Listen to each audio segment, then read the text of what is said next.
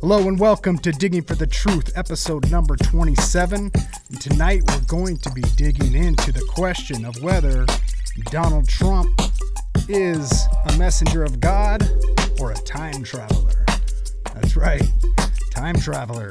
Who knows? We're going to be looking into some really weird questions here about the person of Donald Trump and his family history. So this is going to be an interesting podcast. Thanks for tuning in. I have a couple people that have joined our Patreon page that have become VIPs that I just want to mention their names. Jared Allen, thanks for joining and becoming a VIP there at patreon.com/Destiny Lab, as well as Pelhe Joseph from Hungary. Thank you guys so much. And you'll be getting t-shirts, you'll be getting stickers, you'll be getting pre-ordering our new album, plus all three of our old albums, plus concocted collabos, the best of. So you're getting a lot for becoming a VIP there, and we really appreciate it. Anybody else that would like to join, and if you don't know who Destiny Lab is, listen up.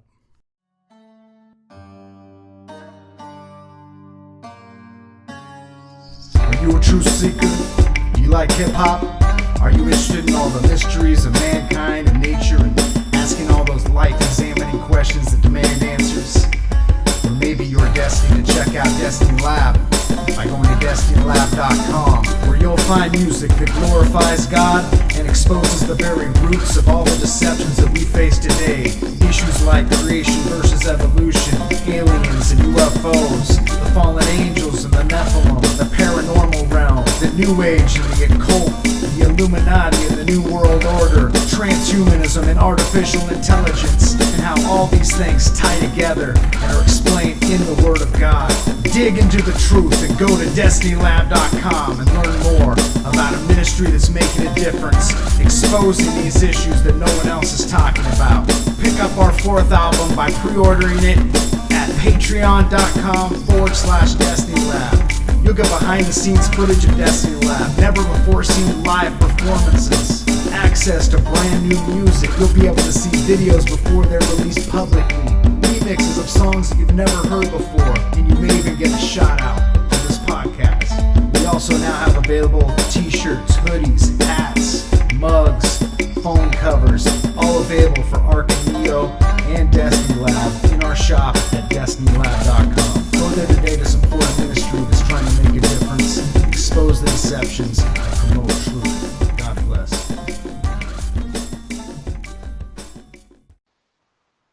Hello and welcome to Digging for the Truth with Ark and Neo, episode number 27. And tonight we're going to be digging into 777 Trump and the Gematria connection. Is that how it's pronounced? Gematria? Gematria? I think it's pronounced Gematria. Gematria. Okay, I got it way off. The Gematria connection. Yeah. Well, this has got a what I thought was a strange thing, and the more I dug into it, it became even stranger. But this is one of the things that you see on Facebook. You see these weird things that are posted, different memes that kind of try to connect Trump to some significant event by how many days and that kind of stuff. And most of the time I just kind of discount those as not really real. But let me just go through a few of these, and we'll kind of just pick up the picture of what we're talking about. And then we'll just talk a little bit about it. But so June 14th, 1946 was a significant date. That's when Donald John Trump was born in Queens, New York. And seems like a lot of significant things happened in 1946, 1947. Yeah. Why is that? I don't know. But there is. But it's weird. But that was exactly 700 days before the founding of Israel, which was a significant event. Something that nobody thought would happen. 700 days. Exactly 700 days. Look it up. Yes. Yep. Yeah, because I didn't believe. I just started doing it, and I calculated every one. I'm going, Yeah, it is right. Yep. Oh, it does work. Yep, it does work. And the more of these coincidences that you see in a row, you start, trying to see if there's something deeper in this. Is there something to this Gematria or this numerology? I mean, not necessarily biblical, but I think later we'll see that there might be some biblical connections. But here's a second one. So that same day, June 14th, 1946, there was a blood moon, which just recently took place again. And it took place between 1:53 and 3:24 New York time. And it was fully visible over Israel, and that is the same time frame when Donald Trump was actually being born. So he's born during a blood moon. I don't know if that means anything, but that took place. And that blood moon, again, since the same date as Donald Trump's birthday, was exactly 700 days before the founding of Israel. There's also connection, not only just Donald Trump, but Benjamin Netanyahu, who is Israel's prime minister and has been there for quite a while. So February 10th, 2009 is when Benjamin Netanyahu was elected as the prime minister of Israel. And that was exactly 7 years, 11 months, and 11 days before Trump's inauguration. So who knows? I mean, 7-11 now. So, I mean, you could just say, it could have been 7-11-12, and who cares, Maybe it's just because he's Middle Eastern, 7-11. Yeah. Yep, could be.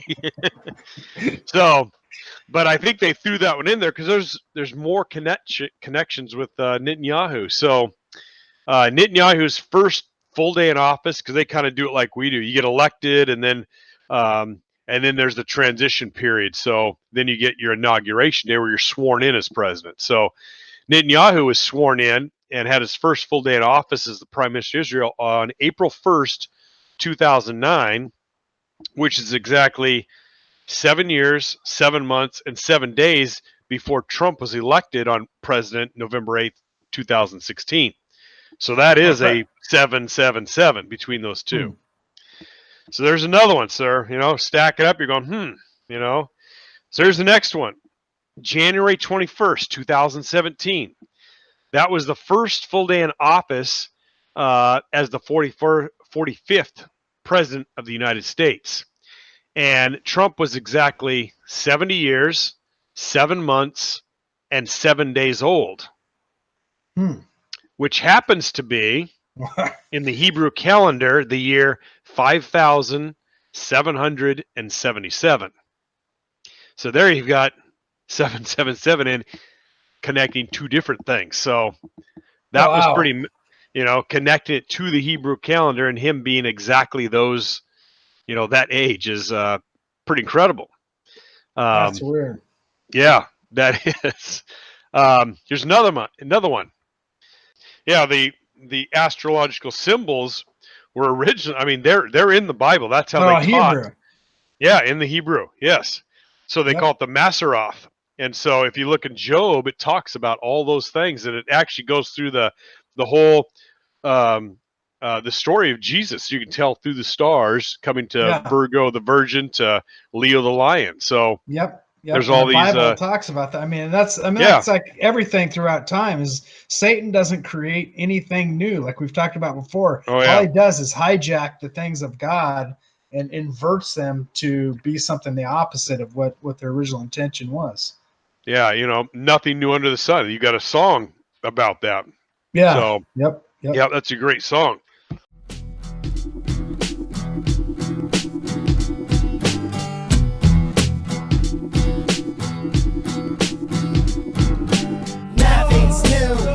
Sun, whatever we do, it's already been done. What? Original? Are you original? There's only one original. Nothing's new under the sun. Whatever we do, it's already been done. What?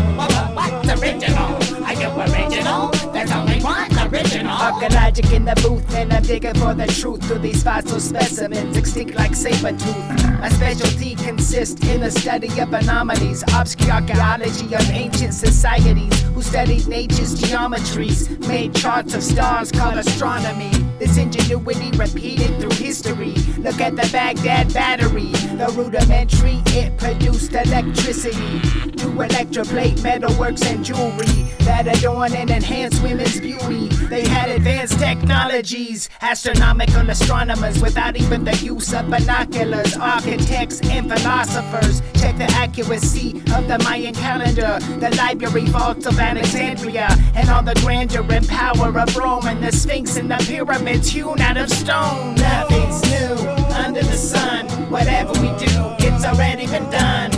What?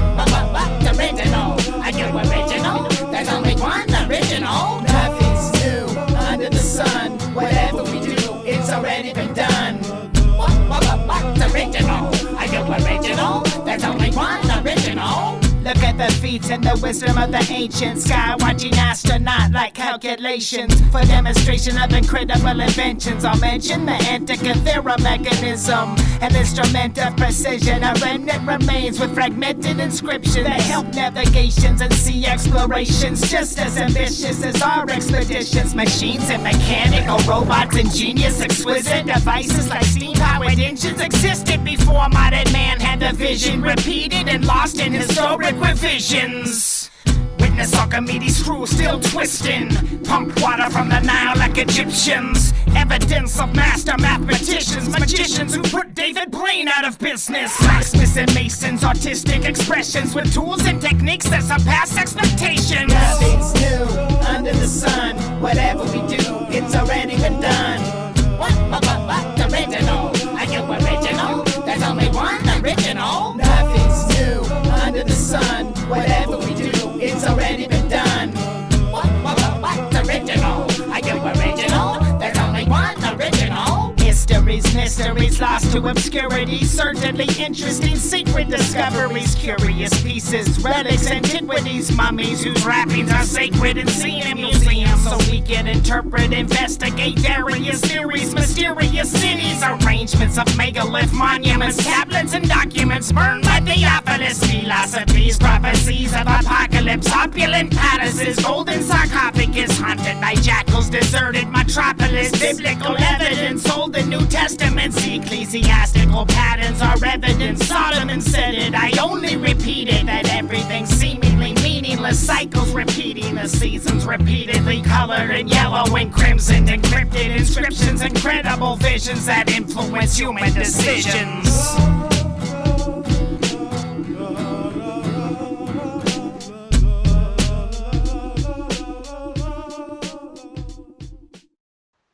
Well, let's do another one.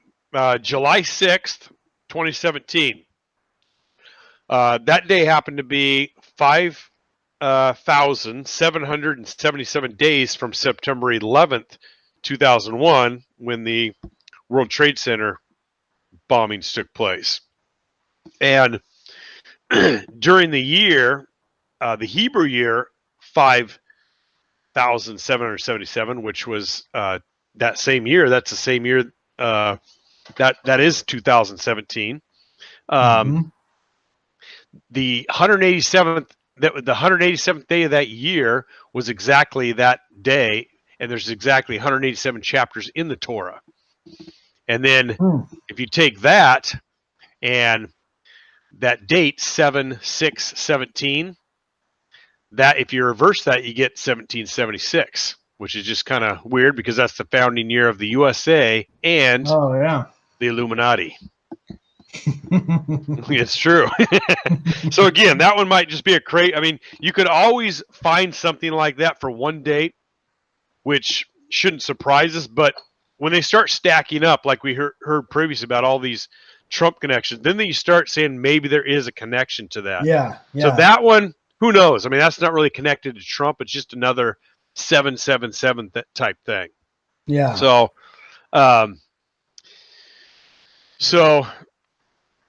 here's another one dealing with Trump though. August 1st, 2017. That's the annual fast day in Judaism, and it's for the destruction on which the Jewish disasters happened, like the first and second temple being destroyed, all those things kind of happen on that date. So it's like a significant date. So they have this feast to remember those bad things that happened in the past. Yep. So and then the event that's significant to Trump is 777 days from which Trump declared his candidacy, which was June 16, 2015, is 5,777 days after the U.S. war in Afghanistan began. So another weird one. Yeah, it's like how did people even know what dates to choose between when they're looking this stuff up? It's like you could pick between like millions of dates between this and that. And yeah. I mean, yeah. It's like, yeah, I mean, somebody can't do that. That one, again, maybe not as much connection, but I think this other one is a pretty good connection. This is one of the Trump Israel connection. So May 14th, 2018, that was the 70th anniversary of Israel being founded as a nation. And Trump moved the U.S. embassy to Jerusalem on that date. And so that being the 70th anniversary of the founding of Israel, and Trump was exactly 70 years, 700 days old that same day. Wow. So you could say that Trump knows this, and he did that on purpose, because this is one that he specifically, and I think he did. I think he specifically picked that to say, hey, we're moving the U.S. embassy to Jerusalem on your 70th anniversary. That makes sense. You know, Trump couldn't control the day he was born, though. See, that's the interesting thing about it. Yeah. Because, see, he was exactly 70 years and 700 days old at that. So he's actually older than 70, since you go 700 days. But you see where I'm coming. And does he even realize all those those maybe he doesn't. Connections. Yeah. So somebody's, gone through a lot on this to try to figure out all this stuff. But that's crazy. It's kind of like if you've ever heard those connections of Kennedy and Lincoln. Yeah, it's pretty incredible. I mean, it's like one or two or three or four things even could be coincidence, but we get to the point where it's just like dozens and dozens of things. It's like, wow. I mean, this is like predictive programming or something that's going on here. Yep. Yeah. So, I mean, that's quite a few things. And so we got about 3 or 4 more. Here's another one. Donald Trump won the presidency election on Israeli Prime Minister Benjamin Netanyahu's 7th year, 7th month, and 7th day in office. So that's almost the reverse of how Trump won his. And then the other, so that's almost identical to the Lincoln, because they're kind of all inverted, Yeah. And then here's another one.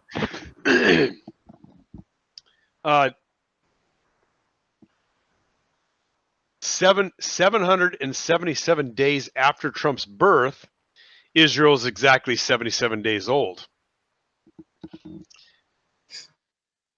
And 777 days after Trump's birth, Israel is 77 days old? From its founding, yep. Okay. Because in 1946, like I said, all those things, yeah. So who knows if all this stuff is just coincidence? Could be. But are there any examples of this in the Bible? And there is. Mm-hmm. There is. So a lot of people that are my age, a lot of the younger generation doesn't know about this great Bible teacher, but one of the guys that we grew up listening to, and it was Chuck Missler, who's passed away. But he had some great series, and you can buy their CD. First you buy cassette tapes, listen to it in your car, and then you can get the CDs. And then you can just download MP3s. So he went through all those different things in his ministry at K-House. But he discovered some amazing things in his series called Cosmic Codes. So I'm going to share a few of those things that are, again, it's one of these things that kind of makes you go, Yeah, that's one of the most that's one of the most amazing video series you could ever watch. If you look up Chuck Missler's Cosmic Codes, it's incredible. Yeah. So yeah, go. Oh, it is. Yeah, it's amazing information. Yes, he's a great teacher. I mean, if people haven't studied his stuff, go back because it is pertinent for today, and he's one of the best Bible teachers out there, or if not the best. Yep. I agree. So here's one of them. This is in the first 5 books of the Bible. They and remember, we need to keep in mind the number 7 is significant because it's the number of completeness or perfection. Mm-hmm. So 7 days God, finished the earth in the creation. So there's 7s all throughout the Bible. Yeah, I mean, obviously God is interested in numbers and how to prophecy. He talks about it throughout the Bible. I mean, he's encoded it within the actual language of Hebrew. I mean, so it's definitely worth investigating and understanding as believers. So here's the first one that's just it's going to blow everybody away. So you've got the first 5 books of the Bible. It's Genesis, Exodus, Leviticus, Numbers, Deuteronomy, and that's called the Torah in Hebrew. That's what they call their Bible, is the Torah. Those first 5 books are called the Torah. Mm-hmm. And God's name is Yahweh in to Hebrews. That's who he is, Yahweh. And so we're going to talk about it's called an equidistant letter skip. So if you wrote something out on a piece of paper, like my name is whatever, if I said, okay, I want you to skip 7 letters and circle that next letter that comes up, and then skip 7 and circle that next letter, and then skip 7, circle the next letter. Yeah. If you do that for any long body of text, you can go to anything and circled letters at equal distance skips. Yeah. If it spelled out a message, it might be interesting. That's how people create code messages, in war and times of things. They would do things exactly like that. Yeah, and there's several reasons why it's actually an authentication device as well, because if you are trying to preserve a document and make sure it's perfect, that no letter is out of place or missing or moving, you would put something in like this because it's actually a code. Yep. And if it spells out something and all of a sudden it doesn't spell out something, you know that there's a problem somewhere in the translation. So exactly. So that's what this ELS is. And so if you go to Genesis and you do a 49 letter skip, it's going to spell out Torah. And in Hebrew, it's TORH. That's our letter equivalents. In Hebrew, it'd be the Hebrew letters that spell that out. But in our, it's just for ease. I'm not going to, say the Hebrew letters. Will say the English equivalent of their letters. So it spells out TORH, which is Torah. That's how you spell Torah in Hebrew. So, and that's at 49, which is 7 times 7. Maybe a coincidence. So, go to the book of Exodus. Exact same thing happens. Every 7th letter spells Torah out. So you get to Leviticus and you're saying, man, I wonder if it's going to happen again. Well, this time it doesn't work. Nothing Leviticus, but we'll come back to it. So let's go up to Numbers though. So Numbers, 4th book in the Bible, same sequence, 49 skip. And this time it spells Torah, but backwards. You go to Deuteronomy, spells out Torah backwards again on a 49 letter skip. That's just a coincidence. All coincidence has to be, So you got Genesis and Exodus are spelling Torah forward, and you've got Numbers and Deuteronomy spelling it backwards. So if you kind of visualize in your mind, you've got 2 on top, 2 on bottom. Then you got Leviticus here in the middle. I wonder if there's anything else that could possibly be in Leviticus. Well, if you go to Leviticus and you do a 7-letter skip, it spells out Yahweh, the name of God. So if you look at that picture, it's saying the Torah is always pointing towards God, because one's pointing, Genesis X is pointing to the left, Numbers, Deuteronomy pointing to the right. Right in the middle, you've got God surrounding in the Torah. Wow. So amazing that something like that would be in there. So for that to happen by chance, yeah, there's no way. There's no way. Yeah. I mean, God in his time, he knew that people would study the word of God so intricately that they would discover this type of hidden knowledge to confirm, that it is true, to confirm that there's something supernatural about it, that we can count on this stuff to be something beyond a man-made coincidence, beyond something that anybody could think of beforehand, or put together to confound humans. I mean, this is something that is absolutely supernatural, out of this world. God created. There's no other exclamation. Yep. Now, so that's a great one. The Torah always points toward, God, basically, is what that's saying. Mm-hmm. Let's go to another one.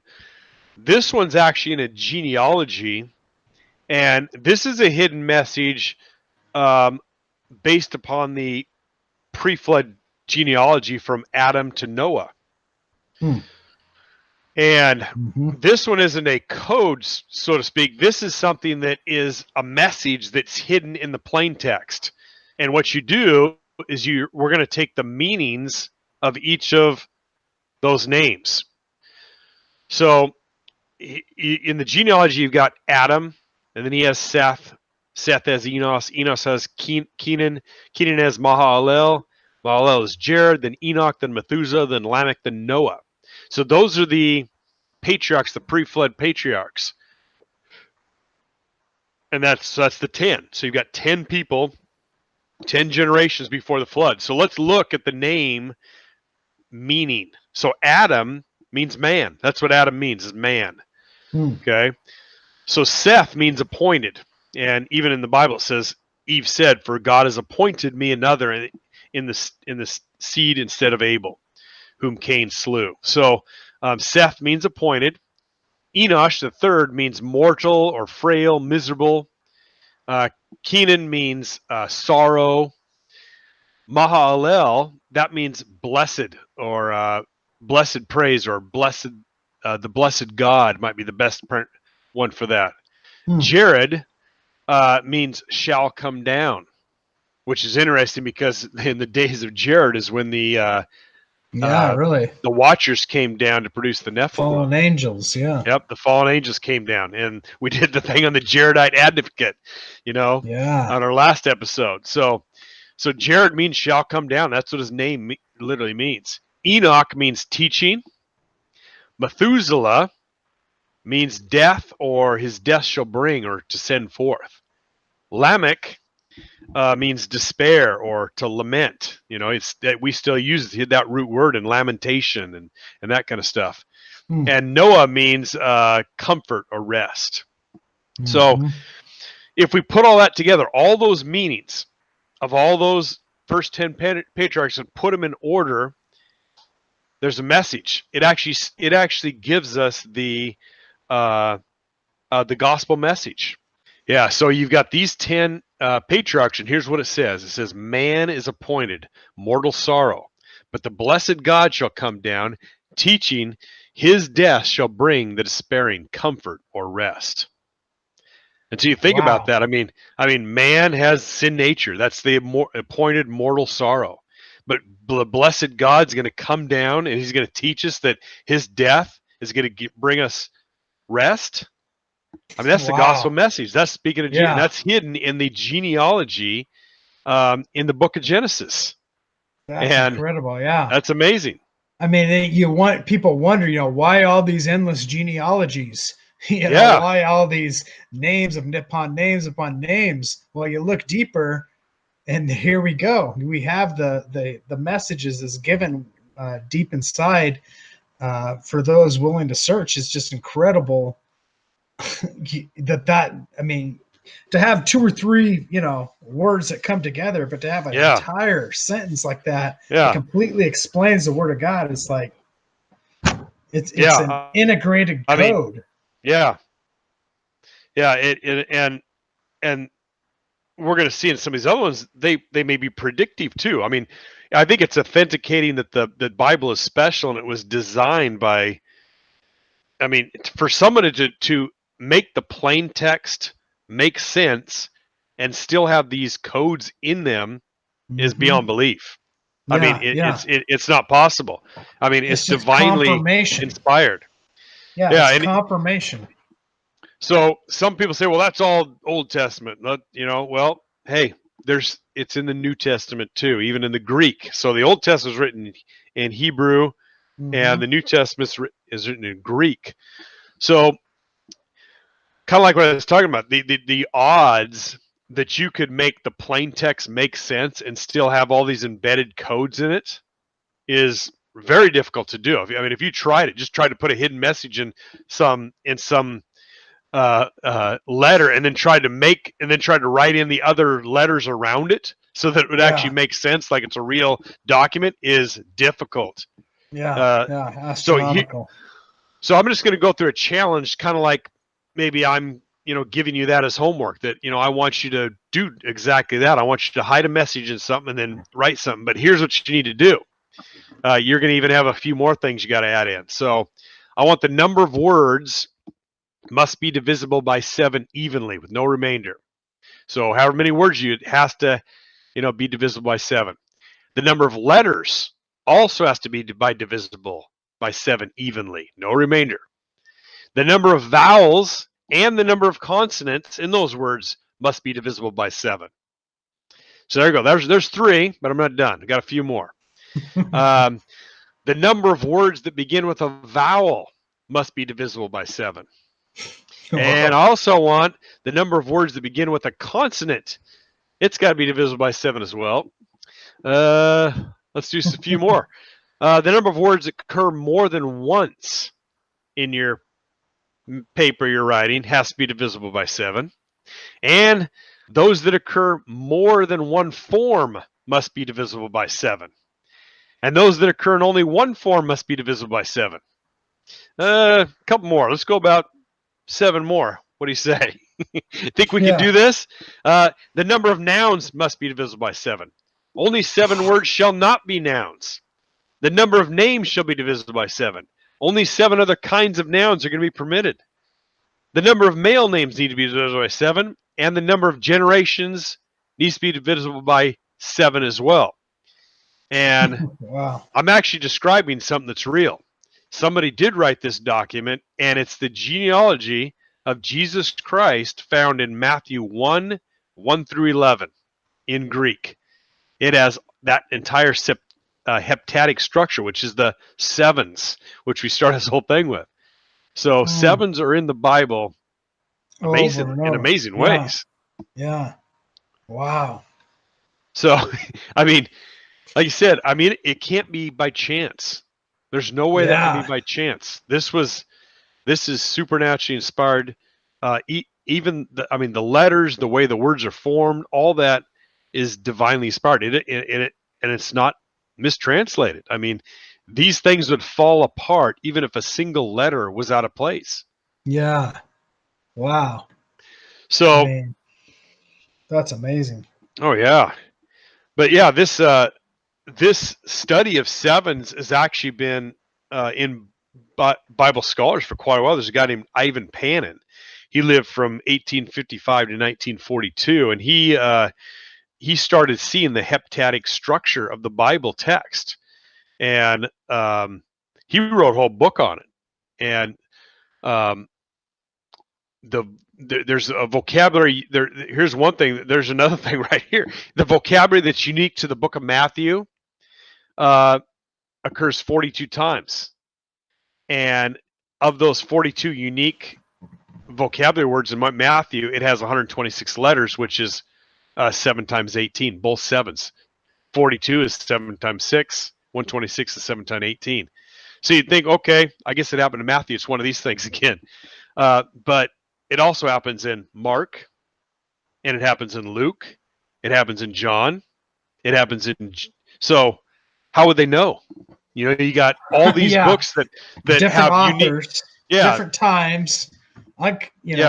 you've got to add exactly this many unique words in your writing, but I'm not going to tell you what my writing is, because they wrote them at the same time. To do this, all of them would have had to written their book last.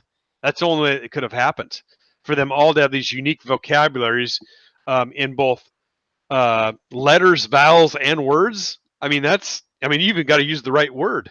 And it has to have the right number of vowels, and it's just, again, that's no way. Beyond possibility of putting together. Yeah. So, we kind of look back a little bit more and we say, well, Trump's got these 7 associated. Well, that, maybe there is something to it, but is there any predictive codes? And if you do this equal letter skip sequence, and you do it in the book of Deuteronomy. So you go to Deuteronomy 10, and which is about bad things that were happening to the Jews in the plain text of the verse. If you skip 22 letters, you spell Hitler. If you do a negative 13 skip, you spell Auschwitz. If you do a positive 13 skip, you spell the Holocaust out. All in the same verses in the Bible that are talking about persecution of the Jews. Wow. And it spells out those words about the persecution of the Jews under Adolf Hitler during World War II. But it goes on. Again, still in this is all in Deuteronomy. If you skip 134 letters, it spells out crematorium for my sons. What? If you do 5-letter skip, it spells out the Fuhrer. Another skip spells out Eichmann. Minus 246 spells out King of the Nazis. Negative 22, genocide. Minus 536, Auschwitz again. 933, Germany. Minus 3, Hitler. 9832, Mein Kampf. So again, it wouldn't be. Wow. I mean, you can find things spelled if you try hard enough. You see some of these skips are really long, but because the plain text is talking about something similar, that's what makes it intriguing. Yeah. Because they're both talking about persecution of the Jews, and then somehow those words are in there. Yeah, and they're not just random things; they're all connected, intertwined with the same type of subject. Thousands of years before those things happen, these books are written. So how would they know? I mean, I guess those all could be coincidences, but spelling out words, even finding words that will spell out on this ELS, is actually not easy. You've got to actually look a lot, and then for those words to all be associated with the Nazis and and persecution of the Jews is even harder to believe. I mean, you can get random words in there, but for them all to be connected, specific to a subject over and over and over again, that's when it becomes exactly. And then it's talking about something related to the Jews as well. I mean, it's like, it's not just some random thing they're talking about. It's talking about something specific to God's chosen people. Yep. So wow, there's one contemporary that's even closer to that that happened associated when the Prime Minister of Israel, Yitzhak Rabin, was assassinated. And someone studying the Bible codes actually warned him, because said, I found a Bible code that is speaking about you, Prime Minister, and it's not good. You need to be safe, basically. But he found this in the original Hebrew, in the Bible. He found a message that spells out an evil fire twice into Rabin, God decreed. And he talked to me about that. And Prime Minister Rabin, on the 1994 Independence Day speech, this was his quote: I would take down sentiments for peace. I don't presume we look at the Bible as a map of the state of Israel. So there he kind of too bad you're looking at spoke ill of the Bible. Hey, we're not going to use the Bible, which is what we should be doing, as the map of Israel. And then October 5th, 1995, Rabin had another quote that says, "The Bible is not Israel's title deed." So he's saying that just because the Bible says that we own this land doesn't mean we do. And he said that at the Oslo Peace Agreement. Exactly 30 days after he said that, he was assassinated by being shot twice. And the prediction was shot 7 times.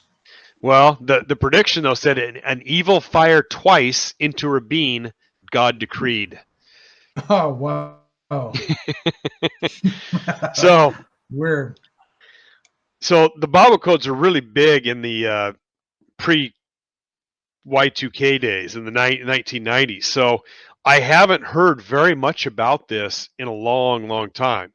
So I don't know if there's people still out there doing this kind of stuff, trying to figure out stuff. I don't know. But there are some very interesting things. I think we went over at least the most interesting ones that I've heard of.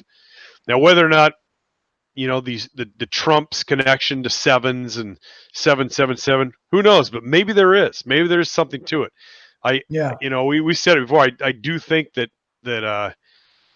Donald Trump has become a Christian. I think that he's getting his Christian support, and I think one of the reasons that I believe that is because of the attacks that are going against him. They're so vicious. It's almost like it's good versus evil. It's Christians versus Satanists, because the attacks on Trump and his supporters are so vicious that it's almost not safe for some people to even be out in public.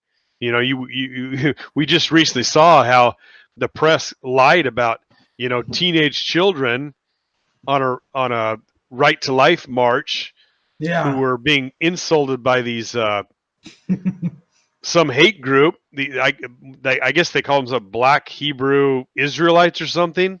I don't know if you heard that part of it. And they were just, I mean, they're saying, we're going to kill you. We're going to harvest your body parts. You guys are the product of incest.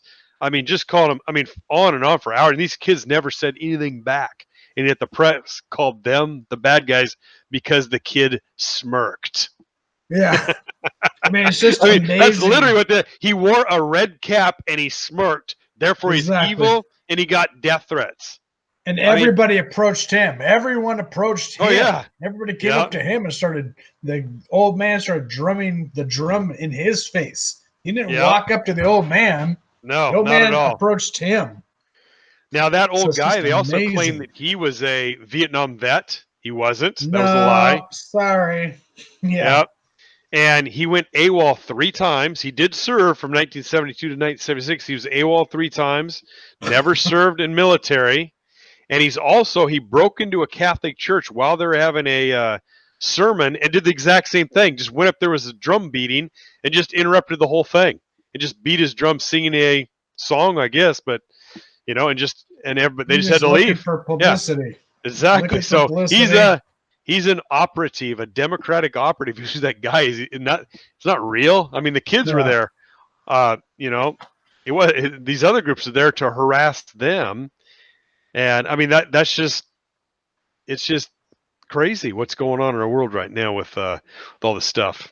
Yeah, I mean, it is amazing because you look at it, it's like, I understand from the perspective of a lot of people who don't necessarily want to love Trump just because of, you know, his past and the things he says, his demeanor, you know, his ego, all the things that just kind of make him just kind of a jerk in a way. But you have to, it's like you were saying, you look at the opposition. Who is the opposition of who is hating him and who is being supernaturally driven. Yeah. And triggered by, and driven by his presence and by the reality that he's present. He's president. I mean, it's beyond just like, we don't like this president that was elected. It's literally like a supernatural. Oh yeah. I mean, they go from that's happening. You know, they go from we're separating children from their parents at the border because they're sneaking in. You know, the worst thing, anybody does that is a Nazi. and needs to be killed. That's what they were saying about that. And then you see them on social media saying we need to punch those kids in the face. Yeah. We need to dox them, tell everybody where they're at so they can go there and get in their face and beat them up, bloody them up. I mean they're threatening violence against children themselves, and that's perfectly okay. Yeah. Because Orange Man bad. Yeah, literally. That's all they say. Orange Man bad. Orange Man. I mean, that's all they do is they chant. It's like a bizarre. I think that NPCs. That's what people are calling them. They're the non-player characters because they just are programmed to do things. They just repeat it over and over again. Yeah, and that's all they do. It's so true. I mean, the people out there are just programmed robots, and they don't know why they're here. They don't have a reason. They don't want to debate anything. They just know that they hate Trump. And like you said, Orange Man bad. And I mean, it's not like I love Trump. I never set out to love Trump, but the reaction of the people who are pro-abortion and all for all these things is just, it is supernatural. It's kind of beyond just regular politics. No one has ever seen anything like this. No one. This is a first on the planet. I mean, it's insanity what's going on from these leftists. And the other thing is, though, too, is you look at Trump's accomplishments that never get reported. I mean, he's doing good stuff for regular people and for minorities especially. He's the greatest minority president of all time. And yet the left says he's a KKK member and all his supporters are KKK members. I mean, he's got lowest unemployment all-time history of our nation for blacks, for Hispanics, for Asians, for women. We've got the lowest amount of people on food stamps for 50 years. We have the most people working ever in 50 years. I mean, it's just incredible all the things that he's done to turn our country. We're the world's largest oil producer now. Number one in the world. Nobody knows. Not dependent. I mean, we're exporting. Yeah, it's huge. I mean, that is such a huge thing to happen, and it's all because of Trump. He did that for the American people, and they hate him because all those people, and it's Democrats and Republicans. They're there to make money for themselves. So do whatever they can to get money from other countries, from big corporations. They don't care. They're not serving America. Yeah, I mean, I think a lot of these people are just basically untrusting of anybody in government, and I can kind of relate in a way to these types of people because that's kind of how I've always been. There doesn't matter who's in This is the first person that's ever not been part of their exclusive club of rip-off artists. They're all frauds. He doesn't talk like a politician. He talks like a regular person, and he may be annoying the way he talks and the way he tweets out to people. But that's the whole. That's the only thing why people love him. Yep. It's the only person that would be tough enough to handle the abuse. Everybody else would have caved. You know, I mean, Ben Carson's a great man. If he was elected, he would have probably just ran off crying by now. I mean, they would have abused him so bad that, they would have called him a KKK member, and he's black. Yeah. I mean, that's how bizarre they are. Black people can be part of the KKK if they're Trump supporters. That's what they claim. Yeah. I mean, it is like a script being written. I mean, it really is. And I mean, some of the things that I found, I don't know, I haven't talked about these things, but have you heard of this whole thing where there's this book that came out called The Marvelous Underground Journey of Baron Trump? That was written back in 1893. You told me just a little bit about it, but I can't remember what you're saying. I know it's just super weird. Okay, so we've talked about the biblical end of things and kind of like, the reality of what the Word of God says. Now we're kind of going to go back down on the rabbit hole a little bit of the really weird stuff, but it is interesting. I mean, it is interesting how God and how our reality is literally who God is ultimately in control, and he kind of puts things into our reality through sci-fi and through movies that literally predict our future. And it's, people call it predictive programming of our reality or whatever. But there was this book that was written back in 1893, and it's called Baron Trump's Marvelous Underground Journey. And so Baron Trump, seriously?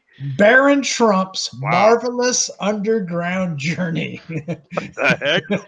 And so the book talks about a little kid named Baron Trump, and he finds some secret. He goes exploring underground and finds a porthole that allows him to travel through the past and the future. And in this book, he has a mentor that he looks up to named Dawn. And Dawn, yeah. Dawn. Whoa. Just coincidence. Just Dawn, yeah. Okay. Just Dawn, and he travels back and forth throughout time, going all these adventures. Now, the author wrote a sequel to this book called The Last President. And like I said, this is back in 1893. And The Last President was about a wealthy man that lived in New York on Fifth Avenue and ran for president, and was the last and was not expected to win, but he did win, and he was the president. He was picked. What? And he was the last president that ever lived. Okay. It's written 124 years ago. And in the book, he goes through and he picks his cabinet. And one of the person he lists in his cabinet was Pence. Lafe Pence. L-A-F-E Pence. Mike Pence. Oh my! No, it's Lafe Pence. But it's last name is the same, but first name Lafe. Yeah, it was 124 years ago. Wow! So literally, this stuff is in a book. You can you can investigate this stuff, and I mean, I have no idea what it means or how this would come about, but yeah, this is real. I mean, it really is a book. Wow. And that really is the subject matter. Now, on top of that, on the kind of the anti-Trump brigade, there's a Western show that aired on CBS back in 1958 called The Trackdown. And well, let me tell him because you did send that to me, and I was watching it, and I was going, man, this. I mean, it's kind of weird. I mean, it's kind of black and white, so it's pretty old cowboy, and this guy comes to town, and his name's Trump. Yep. And then I said, oh, okay, that's cool. I stopped watching it, but go ahead and tell me what happens next.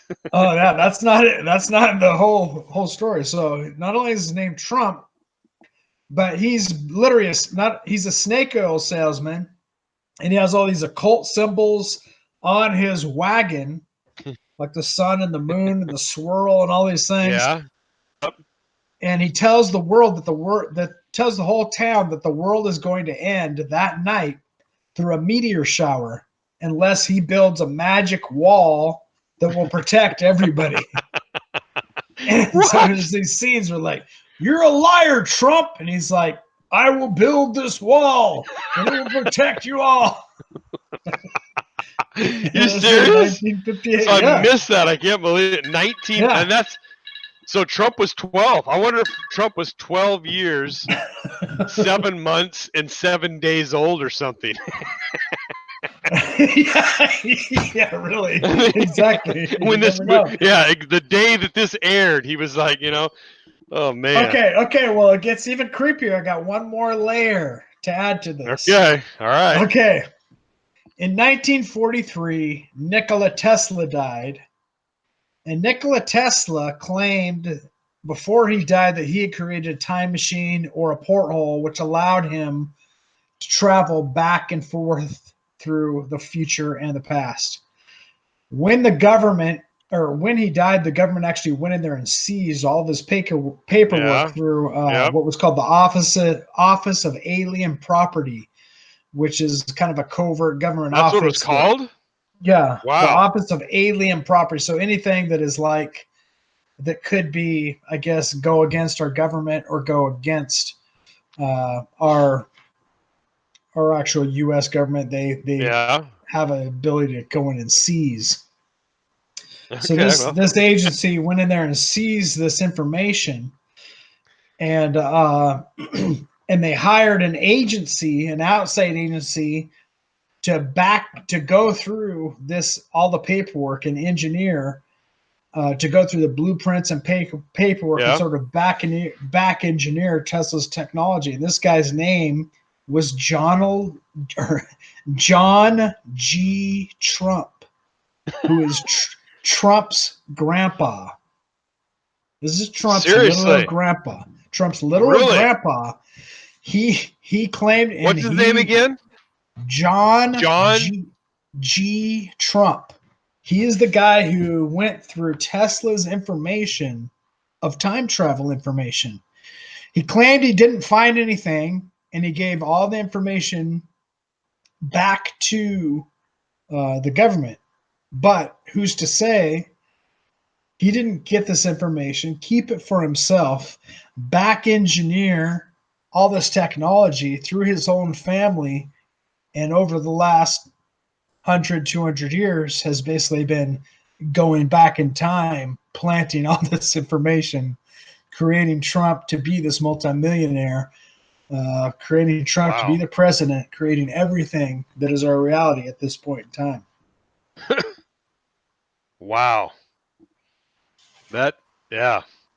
Tesla was amazing. If you've seen his life, that's because he got his inspiration by dreams. He would actually build everything in his mind perfectly. He would never have to build prototypes because he prototyped in his mind somehow. Yeah. And this even happened from a very young age. When he was like 3 or 4, he talked about that he'd be petting his cat and he saw the static electricity. And he wondered if there's a way for him to harness that. And he's only 3 years old. Yeah, wow, he'd say he would see blueprints and be able to turn them 360 degrees within his mind. Yeah, so I'm seeing beginning to end. Wow. Yeah. So Trump, John G. Trump, he's MIT. So MIT is where all that secret stuff takes place. Yeah. So he is a back engineer. Yeah. So he could have kept that. He could have just told these people, I didn't find anything, and basically kept that technology for himself, and his own family to go ahead. Looks like he died in 1985, and guess how old he was when he died? 777 years old. 77. He literally was 77. Yeah. No way. Yep. He was 77 years old. Wow. Not kidding. Yeah, he was born August 21st, 1907. Died February 21st, 1985, aged 77. Incredible. I know it. I mean, I just looked up because I looked up Trump on Wikipedia. I saw it when he died, 77. That's incredible. Wow. I don't even know what to say about that stuff. I mean, but that's like. Yeah. What do you do? That's like, it's like, what do you do with this information? It's not like it's concrete information you can actually take anywhere and say, well, this, I could take this information. This proves this, that. It's just like, it's like almost confirmation. It's just kind of like a wink and a nod. Yeah. I mean, yeah. Well, how can you, I mean, in your mind, you're thinking, is it possible that, I mean, I don't know. I mean, is it possible what? I mean, Tesla's, like you said, time machine. Yeah. That he claimed that he had figured out how to travel back and forward through time before he died. And so, it's kind of like it's kind of like the whole thing of finding gold. It's like, why is anyone never finding any gold out there? It's like, well, if you found some big deposit gold, would you go out there and advertise to everybody? Tell anybody. Hey, I found gold. Yeah, you wouldn't tell anybody. It's like you'd never It'd be the biggest secret ever. Yeah. Well, that's what happened. I mean, if you could find time travel, I mean, yeah. you know, I don't know. Well, I remember Art Bell had a guy that would call in, and he was very believable. He said he was a time traveler, and he would call. He called several times. Art Bell show was an amazing show. I feel sorry for younger people that didn't get experience. He was the greatest talk show host of all time, by way far. better than George Norrie. Oh, 100 times. Yep. Nobody pushing the buttons or going to commercials for him or doing. He did everything by himself. I mean, he's the only person ever alive that has ever even attempted to do it. He original podcaster. Yeah, I mean, he was incredible. Yeah, Art Bell. If you guys haven't heard him, he is the #1 talk show guy ever by far. No one's close. Yep. He's great. Well, man, 77. Yeah. 77. I mean, yeah. Well, and I mean, did you see John G. Trump too? He was born August 21st, 1907. August 21st is a multiple 7, and he died February 21st. That's a multiple 7 too. Just to throw a couple more. Weird. But anyway, yeah. So weird. It's, you know, like I said, I mean, what do you do with the specific information except for just, you know, take a closer look at everything else that's going on. It makes you want to pay attention. Yeah. You know, be lackadaisical and you know, not know what's going on. You need to know what's going on. You just assume that humans, it's just impossible. There would be no place for a human. God is completely outside of time. I mean, there is no time to him. There is no yesterday to, it's just, he's outside of time completely. He can see it all happening simultaneously, beginning, middle, end, everything, creation, destruction, you know. But humans, you know, like Mr. said, we're kind of in a simulation anyway. So maybe there is a way. If we're in a digital simulation, and our whole world is just created by God, but it's, who knows? I don't know. It's almost hard to wrap your mind around this stuff, and it's like, you know, what is digital is kind of like, what is a digital code is kind of like asking, what is mathematics? You know, mathematics is, you know, whether, you know, we have created mathematics as a man-made structure, but mathematics is also a universal God created thing. And the same with actual digitized code in our DNA and all these things that are literal codes, that are literal technology. Well, I mean, our universe is really digital because you can only go so small. You can go to Planck's constant. As soon as you get to Planck's constant, you can't get anything smaller. Now, you think that you could always just get something smaller and smaller. You can't. There's a point where things cannot get any smaller. It's impossible. It's called Planck's constant. Well, that's where the whole quantum computers comes into place, where they're tapping into other dimensions, because that's their whole thing, is they know there's a limited space that you can do computation in our reality that reaches that limit. I don't know if it's called the Planck's constant, but you know, they know that there's only a limited amount of computer board space and you know, atom by atom building that we could reach to compute you know, certain levels. But with quantum computing, that they actually tap into other dimensions, and that's why that's so freaky, is because it actually breaks all those boundaries that they've been setting on us before this time, and it expands it into completely, you know, a new reality. So I mean, those are things that, you know, I think there's just things that we can't comprehend. Humans are just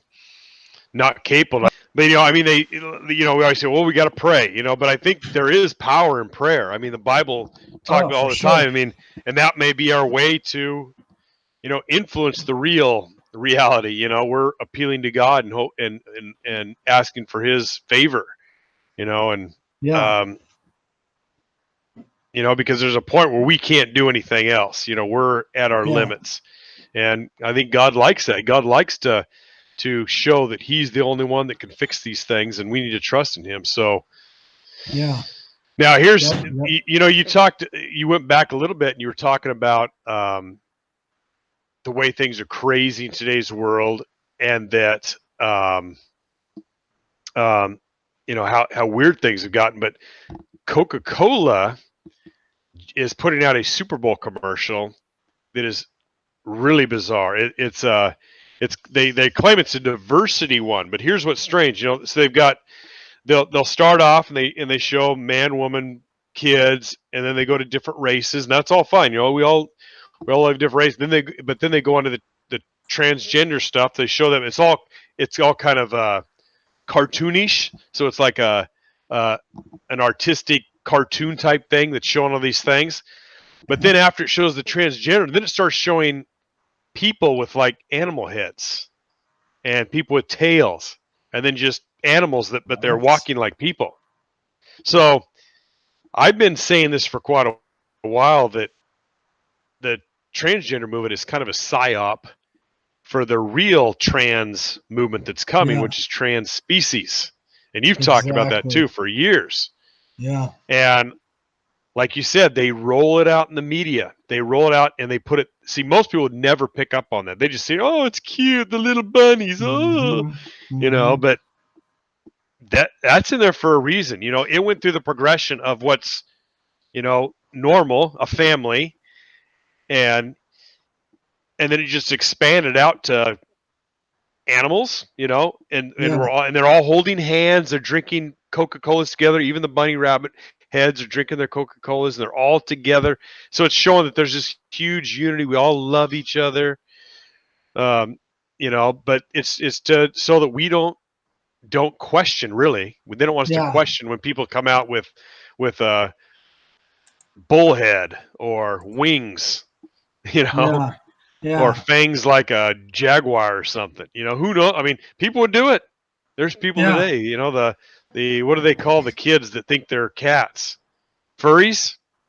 Yeah, they call them furries. Yeah. I mean, there's a whole generation that thinks or wants to be animals, and we're saying that's okay if you think you're a bunny rabbit. Yeah, you could be anything you want to be. The trans movement, I mean, they're penalizing doctors who don't give pap smears to males who think they're women.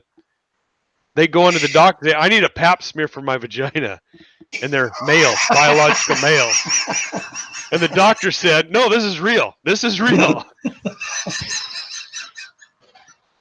And the doctor said, "Sir, I mean, ma'am, you don't have a cervix. I can't perform the procedure." What?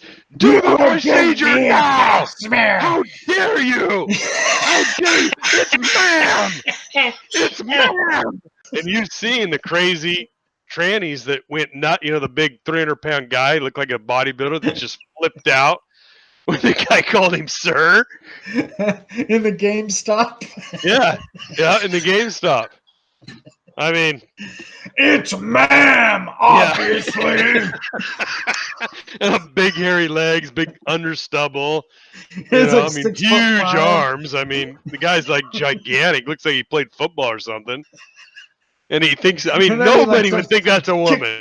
No one. Stuff and breaking stuff on his way out. It's like, dude, you got some high testosterone still in there. Oh, yeah. Speaking of Coke commercial, have you seen that Coke diversity and Coke commercial where the That's guy what I was talking about, I think. Well, there's one of the old man too. Have you seen the one with the old man in the nursing home? No. So there's the old man, and he's sitting there in the nursing home, and he looks up on the wall, and on the wall there's a picture of a clown with a sad clown, like that's who he is. And he just has this old sad look, and this woman comes in there and she offers him a Coke. And he drinks the Coke, and all of a sudden his eyes just become wide-eyed, and he calls his wife and says, "I've become enlightened," He goes, what? He goes out and he goes and gets first thing he does, he gets a tattoo in the commercial, and then he goes out and he joins a gay parade with all kinds of gay people. And he's wearing a Trojan, headdress, and he's like dancing in a gay parade with gay people to show that he's transcended beyond wow, that level. And then it shows him diving off a diving board into a swimming pool, and then he's that sounds like Cocoon. Exactly. And then he's driving a motorcycle like he's like some like gangster motorcycle guy. And then the woman that gave him the coke looks down at the couch and he's like disappeared. Like he literally like transcended and left his body, you know, just like you said, like Cocoon. And at the end and then he's at a big at the end he's at a big rave event with all these people just going crazy, and he's like crowd surfing. You know, on the, so like an old man doing all that stuff. Old man doing like things that says, "Break free with Coke that's sugar free." Yep. That sounds like the stunt that one guy does, where he just like an old man barely walking up, and he goes into the weights at the beach with all these muscle beach guys, and he just starts lifting massive weight. And he looks like he's an old guy, but he's really a really strong guy. But he's got this huge gray suit, so you can't tell he's kind of like barely walking, all hunched over. All of a sudden, he just like deadlifts like 500 pounds. He lifts it all up. He goes, slams it down. He's like looking at him, going, "What the heck?" Yep. He just drank Coke. Yeah. Oh my.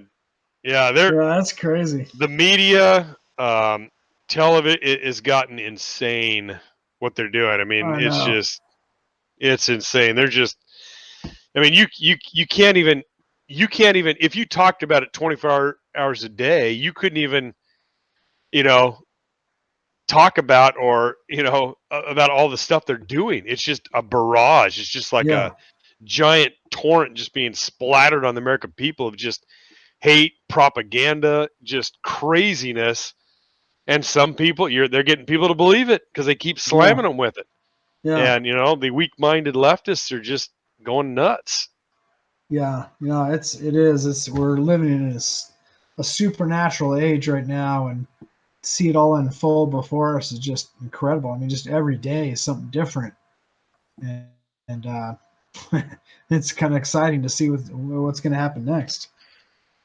Yep. Yeah. Well, that was interesting about all the sevens and stuff, and then the old Trump time traveler stuff. That's just, I don't even know what to think about that. I really don't. I mean, that boggles the mind.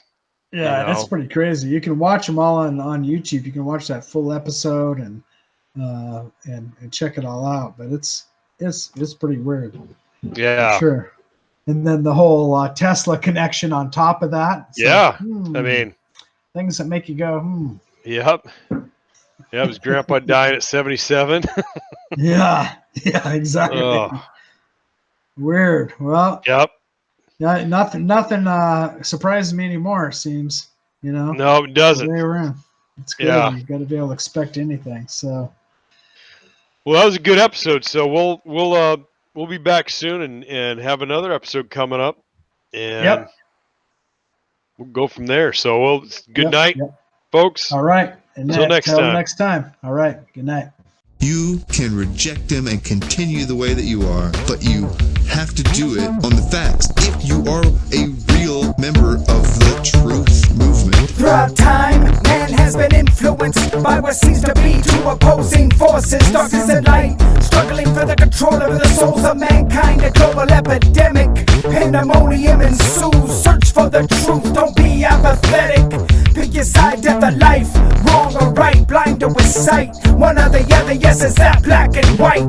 It's not that I'm close-minded, but what I found is not up for debate. It's concrete and solid, truth is absolute. Move toward it, you can't afford to be aloof or waste a single moment. Know that any second our lives could end. Don't pretend or deny that life's not a gift. Don't give in to temptations. Get defense from the enemy, he seeks to destroy you. He purposely will mislead you, keep you from the path. I implore you, stay on it, pray without ceasing. Don't just talk about it, walk it, show it. If you know about God's love, shout it from the rooftops. Investigate, read the Gospels, don't stop.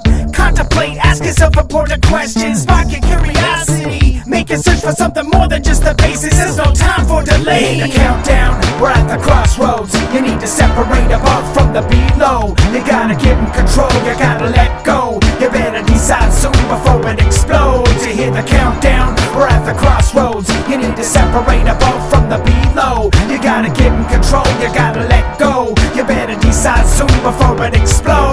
no room for confusion. Stay awake and be focused. Expose these illusions, rebuke them. Run the other way and refuse them.